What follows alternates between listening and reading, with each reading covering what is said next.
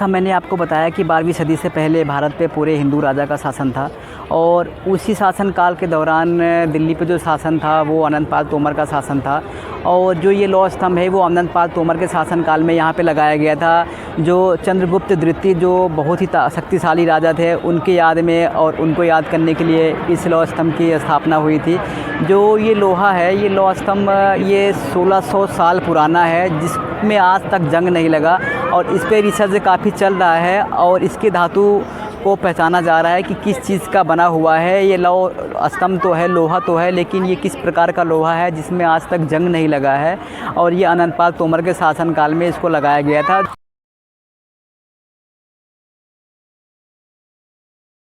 और बहुत से रीज़न थे सीढ़ी बनाने के, ऊपर जाने के। और इसी बीच में फिर इसको बंद करने का एक रीज़न निकल के आया। सन था 1981। यहाँ पे काफ़ी स्टूडेंट घूमने आए थे और विदेशी पर्यटक थे यहाँ पे घूमने के लिए, और देश के भी बहुत से लोग थे जो इसके अंदर जाते थे, घूमते थे और ऊपर जाना अलाउड था। उसके बाद 1981 में कुछ ऐसा हुआ जिससे ये गेट को बंद करना पड़ा और इसके अंदर ताला लगाना पड़ा। तो दोस्तों, द हिस्ट्री फाइल में आपका स्वागत है। आज हम आपको लेके आ गए कुतुब परिसर के अंदर। जैसा देख रहे हैं ये है कुतुब मीनार, और कुतुब मीनार से जुड़ी हुई हिस्ट्री हम आपको बताएंगे। आप हमारे साथ बने रहिए। इस परिसर में बहुत से ऐसे इमारत हैं, बहुत से ऐसे टॉम हैं, बहुत से ऐसी चीज़ें हैं जो आपसे और हमसे बहुत दूर हैं, जिसकी हिस्ट्री ना तो आप जानते हैं, ना तो यहाँ पे कहीं मेंशन है, ना तो कहीं बताई गई है। उससे जुड़ी हुई सारी हिस्ट्री हम आप डीपली समझाएंगे। सन था 12वीं सदी और पूरे भारत पे हिंदू राजा का शासन था और दिल्ली पे शासन था वो था अनंतपाल तोमर का। और जो दिल्ली में शहर बसाया गया था वो लाल कोट नाम से बसाया गया था और उसी लाल कोट के से अनंतपाल तोमर का शासन चलता था।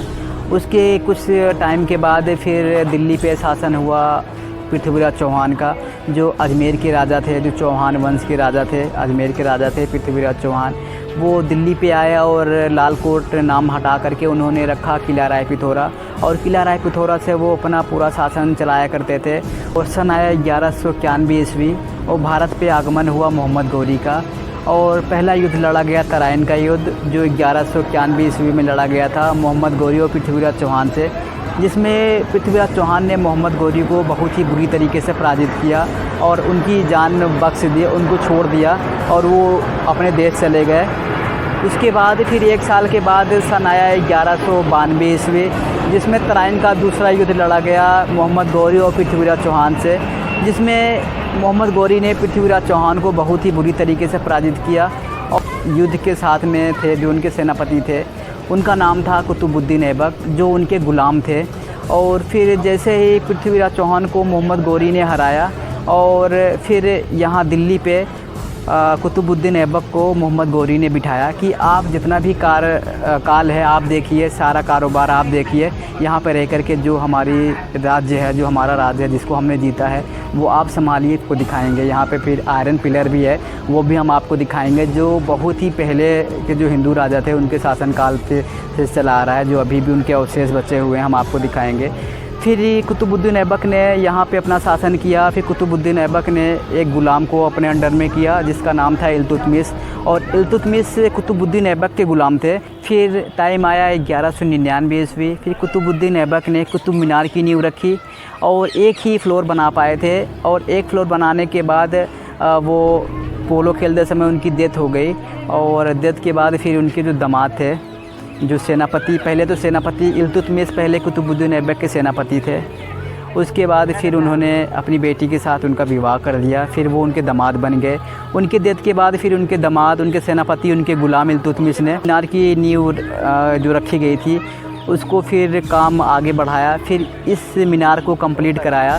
फिर जाकर के हम आपको दिखा देते हैं कुतुब मीनार का व्यू, और इसको हम डीपली दिखाएँगे भी।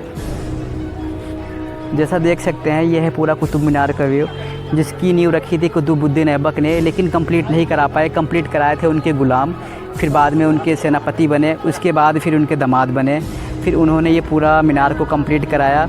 और इसके पीछे की हिस्ट्री और भी है, हम आपको अभी डीपली दिखाएंगे और प्रॉपर तरीके से समझाएंगे। ग़ुलाम वंश की नींव कुतुबुद्दीन ऐबक ने रखी थी। कुतुबुद्दीन ऐबक ने 1206 से लेकर के 1210 ईस्वी तक शासन कर पाया था।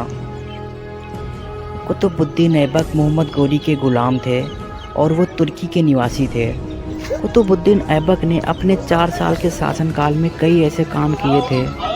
पहला दक्कन पे विजय, दूसरा अजमेर पर विजय, तीसरा भीलवाड़ा पर विजय और यूपी के कई हिस्सों में भी इनकी विजय शामिल है। कुतुबुद्दीन ऐबक के शासनकाल में सल्तनत काल की नींव अफ़गानिस्तान से लेकर के उत्तर भारत के बहुत सारे क्षेत्रफल में फैल गई थी। दोस्तों, हिंदुस्तान में इस्लाम तथा तुर्कों के साम्राज्य को फैलाने वाले सबसे शक्तिशाली शासकों में से एक कुतुबुद्दीन ऐबक भी माना जाता था।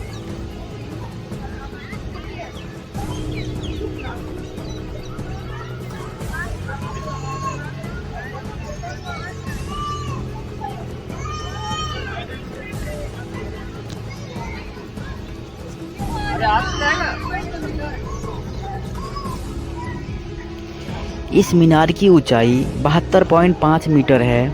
इसमें कुल 389 सीढ़ियां हैं जो आपको मीनार की चोटी तक ले जाती हैं।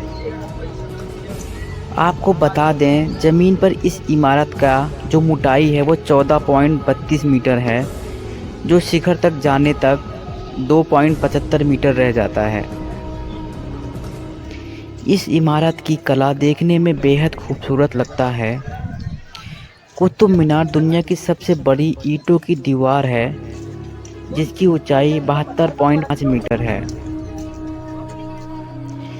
दोस्तों, जब 1389 ईस्वी में बिजली गिरने की वजह से कुतुब मीनार का ऊपरी भाग टूट गया था, लेकिन बाद में फिरोज शाह इसका फिर से निर्माण करवाया।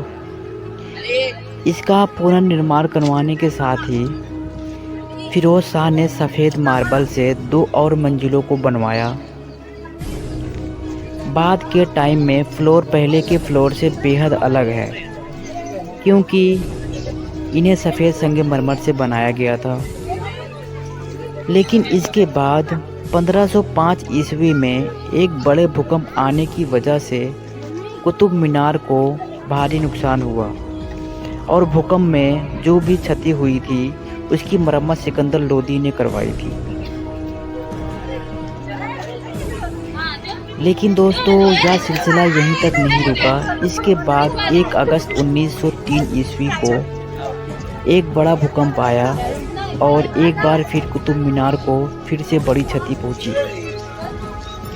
लेकिन साल 1928 में ब्रिटिश इंडियन आर्मी के मेजर रॉबर्ट स्मिथ ने इसकी मरम्मत करवाई। इसके साथ ही उन्होंने कुतुब मीनार के ऊपर एक गुंबद भी बनवा दिया।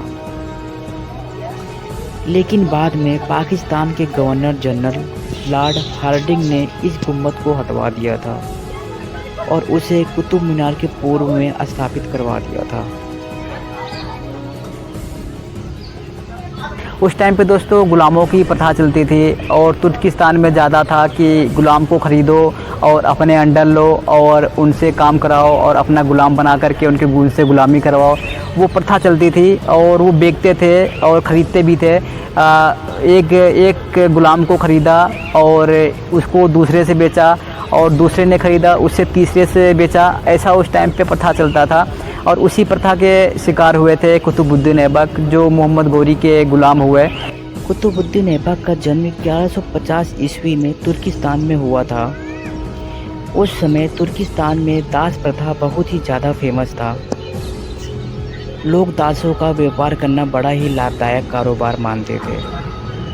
दोस्तों, दुर्भाग्य से कुतुबुद्दीन ऐबक भी इसी दास प्रथा का शिकार हुए थे। बचपन में ही उन्हें किसी व्यापारी के हाथों बेच दिया गया था, जिसके बाद उस व्यापारी ने निसारपुर के काजी फारुकुद्दीन अब्दुल अजीज को उसे बेच दिया था।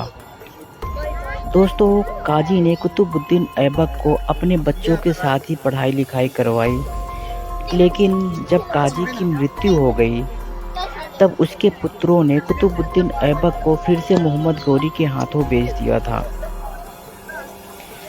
दोस्तों, बचपन से ही कुतुबुद्दीन ऐबक का जीवन बड़ी मुश्किलों से बीता था, लेकिन अंत में मोहम्मद गोरी ने खरीदा, जिससे उसकी साहस और ईमानदारी देख करके उसे अपना सबसे खास दास बना लिया था।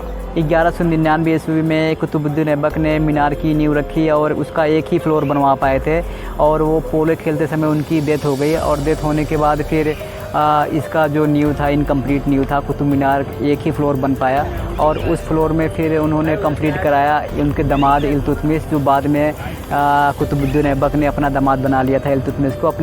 उसके बाद फिर पूरा राज्य का भार आ गया इल्तुतमिश पे। फिर इल्तुतमिश ने पूरे राज्य को संभाला और अपना राज अभिषेक किया और दिल्ली की गद्दी पे बैठे और उन्होंने अनेक राज्य को अपने अंडर में लिया और अनेक राज्य को जीता। दोस्तों बताना चाहेंगे कि उनके भी शासनकाल में मंगोलों का आक्रमण होता था। वो भारत के बाहर एरिए में अपना शासन किया करते थे, अपना हुकूमत किया करते थे मंगोल, क्योंकि छोटे मोटे अंग मंगोल आके बस रहे थे। उस टाइम में स्टार्टिंग ही थी, बस रहे थे। उस टाइम में फिर इल्तुतमिश ने मजबूती के साथ में अपने सेनापतियों को बॉर्डर पे लगाया ताकि मंगोल आकर के जो बस रहे हैं उन पे ध्यान रखा जाए और भारत की हिफाजत किया जाए। उन्होंने बहुत से ऐसे काम किए जो अभी इतिहास में फेमस है, इतिहास में विख्यात है। हम अभी उसी परिसर में बैठे हुए कुतुब मीनार परिसर में, आप चारों तरफ देख सकते हैं। अभी यहाँ पे कुतुब मीनार का थोड़ा सा व्यू दिख रहा होगा, ये पेड़ से छुपा हुआ है। हम इसी परिसर में बैठ कर के आपको इनकी हिस्ट्री बता रहे हैं। जैसा मैंने आपको बताया कि 12वीं सदी से पहले भारत पे पूरे हिंदू राजा का शासन था और उसी शासनकाल के दौरान दिल्ली पे जो शासन था वो अनंतपाल तोमर का शासन था। और जो ये लौह स्तंभ है वो अनंतपाल तोमर के शासनकाल में यहाँ पे लगाया गया था। जो चंद्रगुप्त द्वितीय जो बहुत ही शक्तिशाली राजा थे उनकी याद में और उनको याद करने के लिए इस लौह स्तंभ की स्थापना हुई थी। जो ये लोहा है, ये लौह स्तंभ ये 1600 साल पुराना है, जिसमें आज तक जंग नहीं लगा और इस पर रिसर्च काफ़ी चल रहा है और इसके धातु को पहचाना जा रहा है कि किस चीज़ का बना हुआ है। ये लौह स्तंभ तो है, लोहा तो है, लेकिन ये किस प्रकार का लोहा है जिसमें आज तक जंग नहीं लगा है और ये अनंतपाल तोमर के शासनकाल में इसको लगाया गया था। इस कुतुब मीनार के अंदर सीढ़ी बनाई गई है ऊपर जाने के लिए। पहले के लोग यहाँ पे जिन्होंने बनाया था ये ऊपर जा कर के इसके ऊपर जा कर के यहाँ पे अजान दिया करते थे और यहाँ पे जा कर के जो इमारत है उस पर जा कर के आसपास का लुत्फ़ उठाते थे और बहुत से रीज़न थे सीढ़ी बनाने के, ऊपर जाने के। और इसी बीच में फिर इसको बंद करने का एक रीज़न निकल के आया। सन था 1981। यहाँ पे काफ़ी स्टूडेंट घूमने आए थे और विदेशी पर्यटक थे यहाँ पे घूमने के लिए और देश के भी बहुत से लोग थे जो इसके अंदर जाते थे, घूमते थे और ऊपर जाना अलाउड था। उसके बाद 1981 में कुछ ऐसा हुआ जिससे ये गेट को बंद करना पड़ा और इसके अंदर ताला लगाना पड़ा।